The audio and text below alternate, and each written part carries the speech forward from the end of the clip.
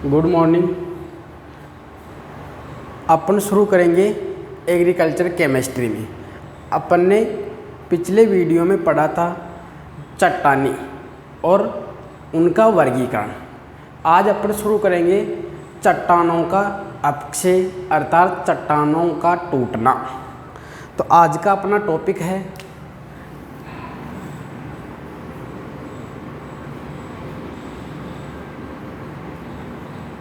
चट्टानों का अपक्षय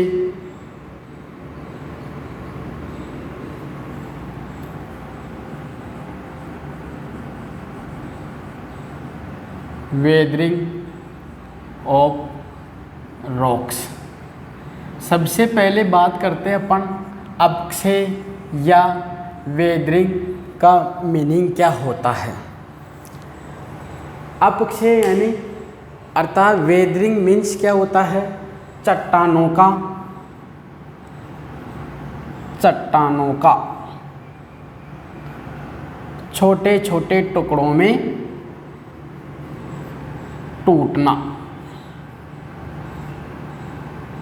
जिसके फलस्वरूप किसका निर्माण होता है, पैतृक पदार्थ का।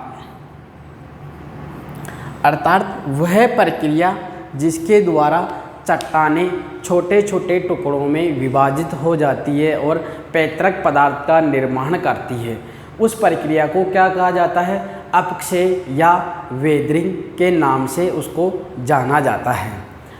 जो चट्टानों का अपक्षय होता वेदरिंग होती है, ये 3 प्रकार से होती है, जिसमें अपन पढ़ते हैं भौतिक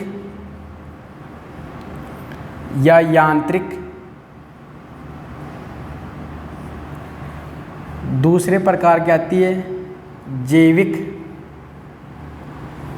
और तीसरा आता है इसमें रासायनिक। भौतिक अपक्षय या यांत्रिक अपक्षय, जैविक अपक्षय और रासायनिक अपक्षय। Physical weathering, biological weathering and chemical weathering.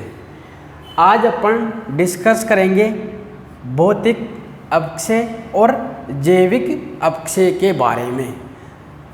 जो रासायनिक अपक्षय होगा उसका अपन जो जिक्र है वो नेक्स्ट लेक्चर में करेंगे। आज अपन कंप्लीट करेंगे फर्स्ट और सेकंड को। भौतिक अपक्षय या यांत्रिक अपक्षय क्या होता है, कोई भी भौतिक कारकों के द्वारा, भौतिक या यांत्रिक अपक्षय क्या हो गया, कोई भी भौतिक कारकों के द्वारा, भौतिक कारकों के द्वारा चट्टानों का टूटना या छोटे छोटे टुकड़ों में विभाजित होना। अब भौतिक कारक कौन कौन से हो सकते हैं, तापमान हो सकता है, जल हो सकता है, वायु हो सकता है, आकाशीय बिजली होती है, आकाशीय बिजली, हिमजल, ग्लेशियर।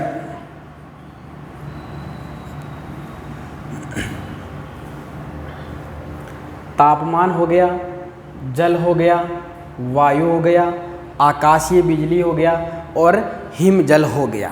ये ऐसे कारक हैं जो क्या करते हैं, भौतिक अपक्षय करते हैं। इसमें एक और है अपने जल के साथ में क्या होता है, बर्फ। तो कितने कारक हो गए, ये टोटल अपने 6 कारक हो गए, ताप, जल, बर्फ, वायु, आकाशीय बिजली और हिमजल। सबसे पहले बात करते हैं अपन तापमान की या तापक्रम की, टेम्परेचर की। जब टेम्परेचर बढ़ता है तो जैसे मान लो ये अपने हैं चट्टान, इसकी जो ऊपर की परत होती है ये क्या होती है, फैलने लगती है। टेम्परेचर बढ़ता है तब तो क्या होती है, फैलने लगती है। और जब टेम्परेचर कम होता है, डिक्रीज होता है, तो क्या होती है, सिकुड़ने लगती है।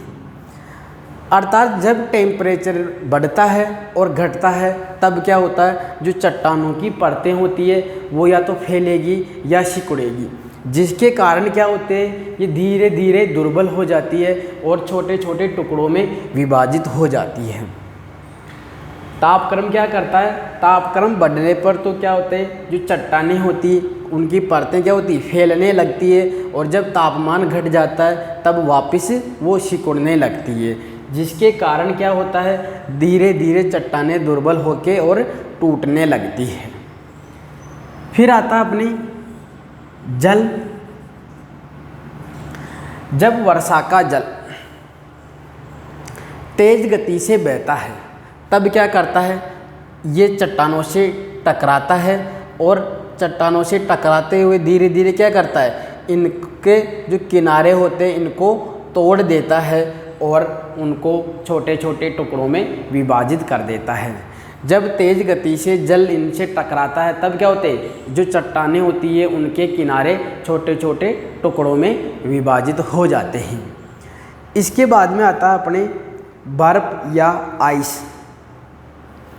यदि मानो आप जैसे कि कोई भी जो चट्टानें हैं, ये 2 चट्टानें हैं या ये 3 चट्टानों का समूह, इसके अंदर जो अपने पानी भरा हुआ है,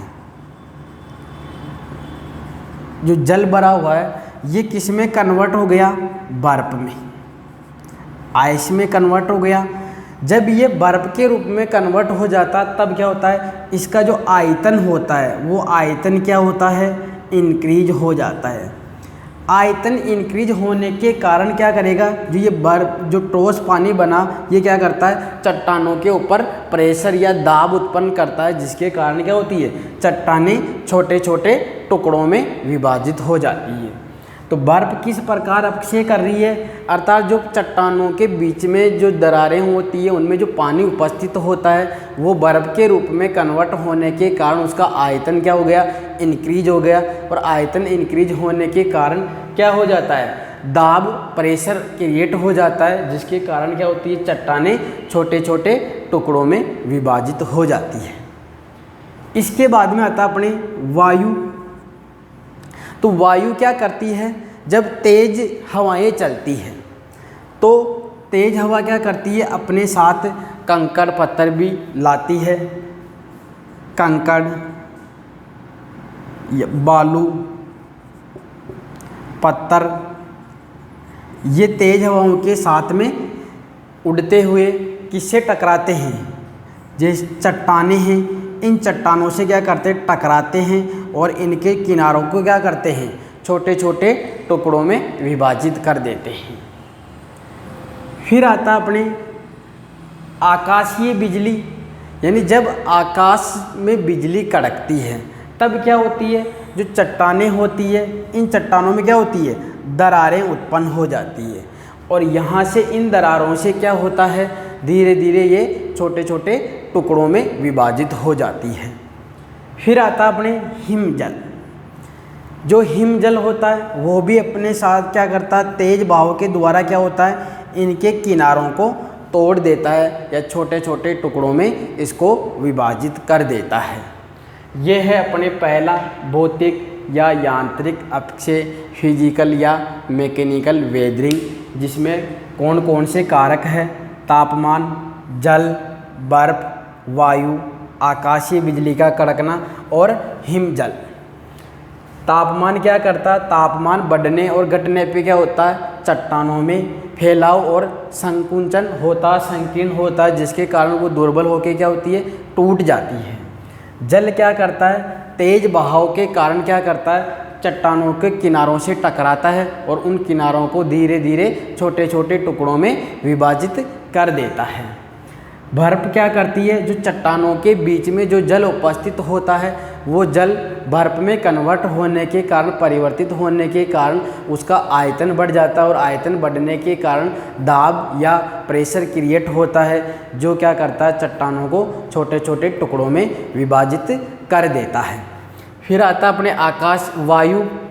वायु क्या करती है, जब वायु तेज चलती है अपने साथ क्या करती है, या तो बालू या कंकड़ या पत्थरों को लाती है जो क्या होते हैं, चट्टानों से टकराते हैं तेज गति से। जब टकराते हैं तो उनके किनारों को क्या करते हैं, छोटे छोटे टुकड़ों में विभाजित कर देते हैं।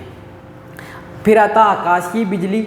जब आकाश की बिजली कड़कती है तब क्या होता है, चट्टानें होती हैं उनमें दरारें उत्पन्न हो जाती है। दरारें उत्पन्न होने के कारण क्या हो गई, चट्टानें दुर्बल हो गई, जो क्या होती है आसानी से छोटे छोटे टुकड़ों में विभाजित हो जाती है। फिर आता अपने हिमजल। जो ग्लेशियर होता है वो भी क्या होता है, तेज गति से बहता है और किनसे टकराता है, चट्टानों से टकराता है और उनके किनारों को क्या कर देता है, छोटे छोटे टुकड़ों में विभाजित कर देता है। ये अपना पहला है भौतिक या यांत्रिक अपक्षय। इसके बाद में अपने आता है जैविक अपक्षय, जिसमें अपने को 3 प्रमुख कारक पढ़ने हैं। जैविक अपक्षय तो क्या होता है, जैविक कारकों के द्वारा चट्टानों का छोटे छोटे टुकड़ों में विभाजित होना, वो प्रक्रिया क्या कहलाती है, जैविक अपक्षय कहलाती है, बायोलॉजिकल वेदरिंग कहलाती है। इसमें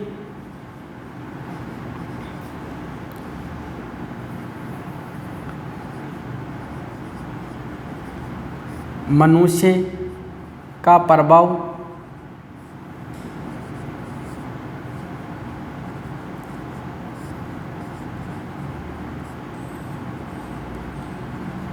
पादपों का प्रभाव और सूक्ष्म जीवों का प्रभाव।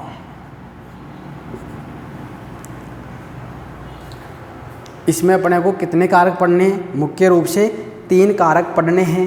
पहला तो है अपने